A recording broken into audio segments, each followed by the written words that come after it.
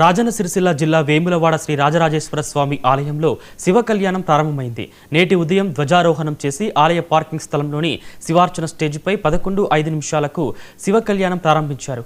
శివుడి వివాహ కార్యక్రమంలో జోగినీలు, హిజ్రాలు పాల్గొని శివుడిని పెళ్లాడుతున్నట్లు తస్మయం చెందడం విశేషం. ప్రభుత్వ విప్ ఆది శ్రీనివాస్ స్వామివారికి ప్రభుత్వం తరపున పట్టు వస్త్రాలు సమర్పించారు.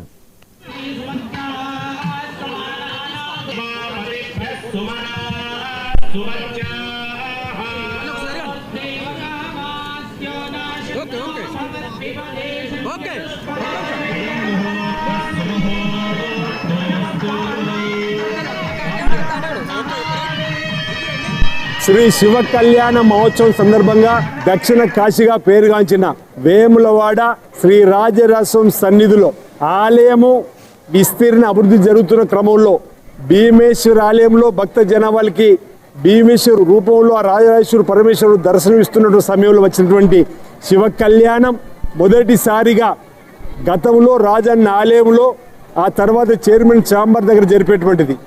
దినదినము అభివృద్ధి జరిగినట్టుగా వేలాది మంది భక్తులు, ఈరోజు 70 నుంచి 80 వేల మంది భక్తులు వచ్చినట్టుగా భావిస్తున్నాం.